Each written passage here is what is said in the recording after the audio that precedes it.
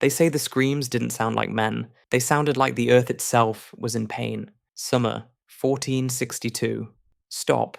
Don't move. Close your eyes and just breathe. Do you smell that? It's not the copper tang of blood you're used to. It's not the sweat of the 60,000 men marching beside you. It is something else. Something thick. Something sweet. It sticks to the back of your throat like oil. It tastes like death left out in the sun until it liquefies. You are an Ottoman soldier. You are a member of the Janissaries, or perhaps the elite Sipahi cavalry. You are part of the most unstoppable military machine the world has ever seen. You serve Sultan Mehmed II, the conqueror, the man who looked at the impregnable walls of Constantinople, walls that stood for 1,000 years, and turned them into dust. You have toppled empires. You have shattered dynasties. You are invincible. And yet, here you are, marching into a tiny, forgotten corner of Europe called Wallachia. This wasn't supposed to be a war. It was supposed to be a correction, a police action. You are marching to crush a rebellious vassal prince named Vlad, a man with a tiny army and no resources. It should have taken weeks, maybe days, but it hasn't. For weeks, you have been marching into a void. You haven't fought an army. You fought the land itself. The villages are empty, burned to ash before you even arrived. The wells are poisoned, filled with the rotting carcasses of pigs and dogs. The forests are silent, except for the arrows that fly from nowhere in the dark. You're hungry. You're thirsty. You're exhausted. And now, you're afraid. As you crest the final hill overlooking the capital city of Târgoviște, the horror reveals itself. The front ranks stop. The horses rear up, panicked by the scent. The scouts, men who have seen the worst slaughter fields in history, freeze in their tracks. And then you see it. A forest. But the trees, they aren't trees. They are stakes. Thousands of them. 10,000? 20,000? The mind cannot count them. They stretch for miles, filling the valley like a gruesome garden. And on every stake, there is a person. Your brothers. Your comrades. Men you shared bread with. Men you laughed with. Lifted into the air on sharpened, greased wood. Arranged in perfect, terrifying geometric rows. Circles within circles. Lines that stretch to the horizon. Some have been there for weeks. Their bodies bloated, black, bursting open in the summer heat, covered in a blanket of flies so thick it looks like moving fur. Others are fresh, the blood still dripping, pooling at the base of the stakes. And the worst part? The part that makes your knees buckle? Some of them are still moving, still twitching, still looking at you. Your Sultan, the man who conquered the Byzantine Empire, the man who fears nothing, rides to the front. He looks at this landscape of hell. He stares in silence. And then he turns his horse around. I cannot take the land of a man who does such great deeds, he says. The campaign is over. You are retreating. Not because you lost a battle, but because you have just looked into the mind of a monster. And for the first time in your life, you blinked. This wasn't madness. This wasn't the act of a lunatic losing control. It was strategy. Cold. Calculated. Industrial-scale psychological warfare. The story you think you know about Vlad the Impaler, the vampires, the capes, the Hollywood fiction, is a lie. It's a bedtime story designed to make you feel safe, because vampires aren't real, but Vlad was real. This is the unfiltered, brutal account of how one broken man weaponized human suffering so effectively that he broke the will of a superpower without winning a single conventional battle. And by the end of this, you'll understand the most disturbing truth of all. The real target wasn't the bodies on the stakes. It was the mind. Yours. Let's rewind. Let's go back to the beginning. Because to understand the monster, you have to understand the boy. You have to understand what breaks a human being so completely that they begin to view terror as an art form. The year is 1442. Vlad is 11 years old. He isn't a prince yet. He is a bargaining chip. His father, Vlad II Dracula, is a man desperate to keep his throne in Wallachia, a buffer state caught between the hungers of Hungary and the Ottomans. He makes a deal with the devil, Sultan Mehmed II. The price of peace is simple. Vlad II keeps his crown. In exchange, he hands over his two younger sons as collateral, living insurance. Vlad and his younger brother, Radu, are torn from their home. They are delivered into the heart of the Ottoman Empire, first to the fortress of Edirne, then deep into Anatolia. But don't imagine a dungeon with chains and rats. That would be too simple. Imagine a golden cage. They are treated as guests of the state. They live in the palace, they wear fine silks, they eat from gold plates, they are educated by the finest scholars in the Islamic world. They learn Turkish, Arabic, Persian. They study philosophy, logic, science, and the Quran. They are trained in the art of war by the Janissaries, the very soldiers Vlad would one day slaughter. On the surface, it looks like privilege, but make no mistake, this is a prison. And more than that, it is a classroom for terror. For 6 years, Vlad watches. He spends his formative years, ages 11 to 17, observing you, the Ottomans. He watches how you build an empire. He sees that you don't just conquer land, you conquer minds. He watches public executions designed not just to punish the criminal, but to traumatize the crowd. He sees how fear is used as a tool of governance. He learns that a quick death is a wasted opportunity.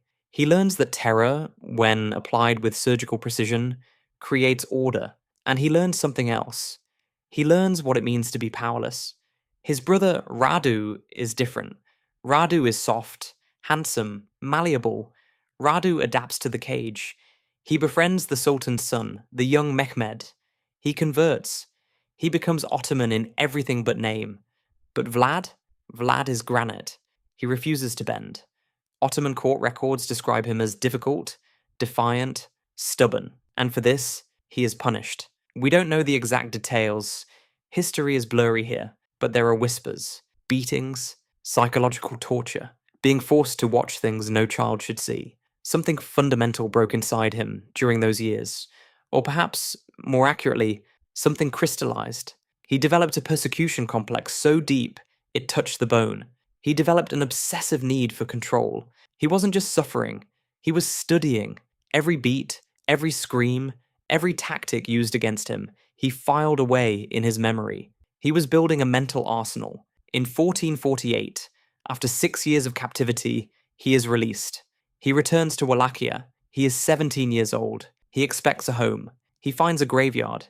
His father has been assassinated, betrayed by the boyars, the local nobility, the wealthy oligarchs who have run Wallachia for centuries, treating princes like disposable puppets. But the news about his older brother Mircea is worse. Mircea wasn't just killed, he was captured by the boyars of Târgoviște. They blinded him with red-hot iron stakes. And then, while he was still screaming, they buried him alive. Vlad is alone. He has no family. He has no allies. He has no army. He is surrounded by the very men who murdered his blood. Any other man would run. Any other man would hide. But Vlad isn't any other man anymore. The Ottoman cage stripped away his fear. He doesn't want revenge. Revenge is petty. Vlad wants to remake the world. He wants to take the trauma that was inflicted on him and project it outward, onto everyone else.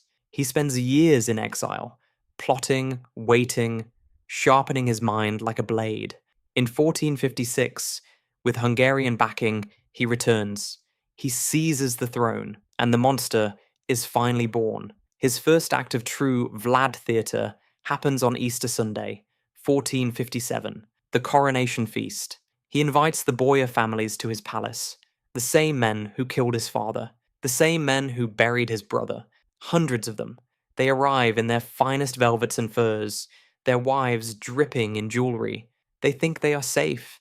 They think this young prince is weak, that he wants to make peace, that he can be manipulated like the others. The great hall is decorated. The wine flows freely. The music is loud. Vlad sits at the head of the table, smiling. He watches them eat. He watches them laugh. And then the music stops. Vlad stands up. The room goes deadly silent. He asks a simple question, his voice calm, almost conversational. How many princes have you lived through? The nobles look at each other. They relax. They think it's a game. They start to brag. 7, says one. 12, says another. 30, shouts an old man, proud of his survival. They are boasting about their treachery. They are telling him to his face that they are the real power, that princes come and go, but the boyars remain. Vlad nods. He smiles that cold, shark-like smile, and then he raises his hand. The doors are barred. The soldiers step out from the shadows. The feast is over. Every single noble who answered is arrested on the spot. But Vlad doesn't just kill them. That would be too easy. That would be mercy. And Vlad has no mercy left. He separates them. The older ones, the ringleaders, the architects of his family's destruction, they are impaled immediately outside the palace walls. But not quickly. The stakes are carefully inserted to avoid vital organs. They are left to die over hours, their screams providing the soundtrack for what comes next.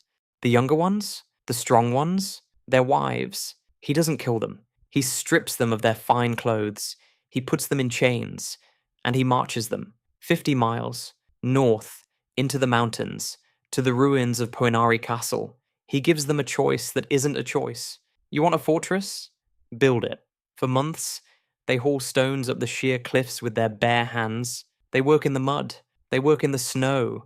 They work until their velvet clothes rot off their bodies and they are naked. They work until their skin splits and their bones shatter. The lime from the mortar eats their flesh. Most of them die of exhaustion. Their bodies are tossed into the foundation of the castle. The survivors, if you can call them that, are no longer nobles. They are broken animals. Vlad has effectively liquidated the entire ruling class of Wallachia and replaced them with men who owe their existence solely to him. He had secured his house. Now he had to secure his borders. And to do that, he had to send a message to the empire that raised him. Sultan Mehmed II sends envoys to Wallachia.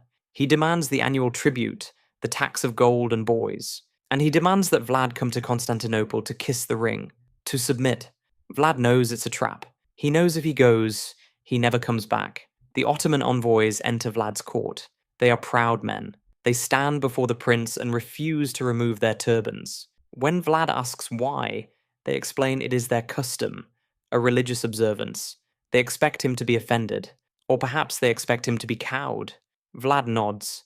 He seems interested. I admire a man who is so devoted to his traditions, he says softly. I want to make sure you never have to break them. Let me help you keep your turbans on forever.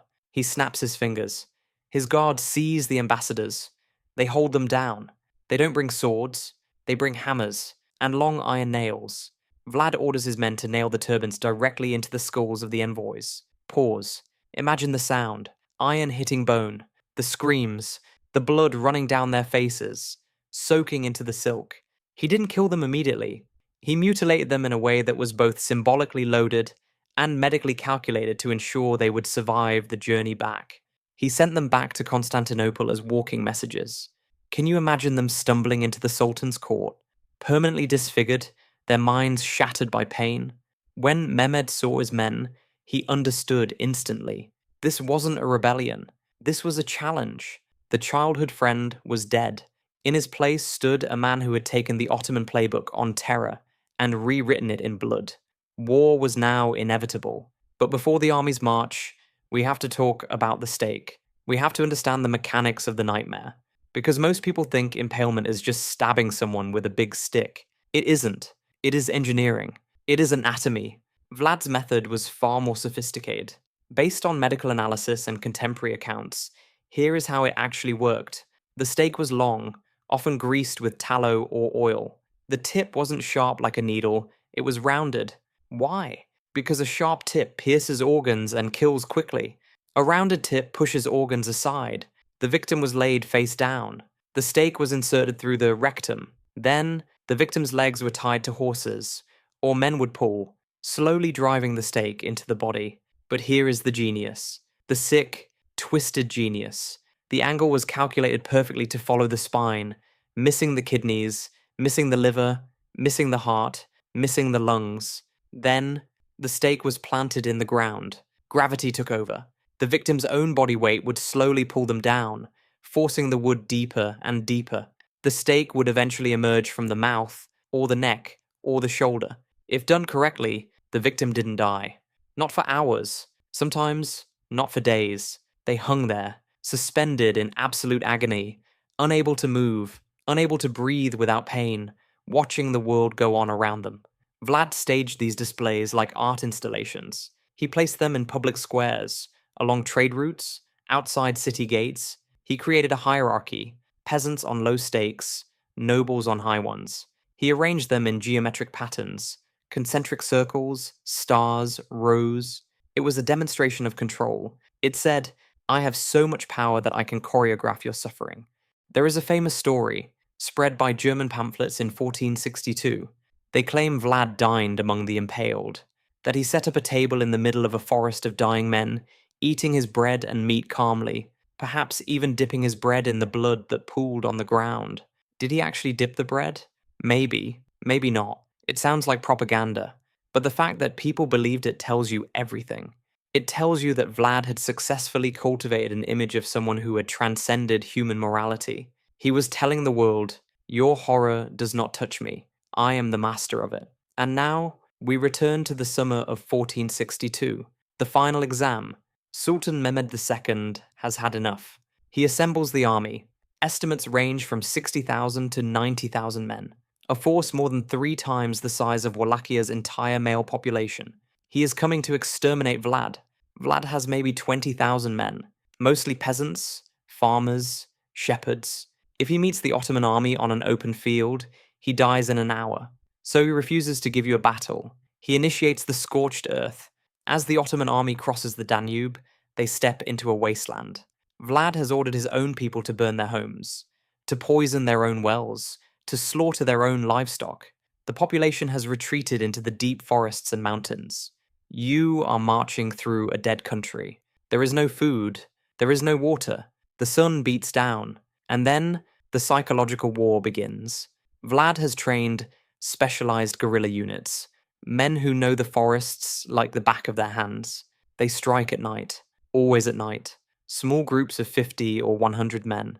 They slip into the Ottoman camps, kill a few sentries, set fire to a supply wagon, and vanish before you can even grab your sword.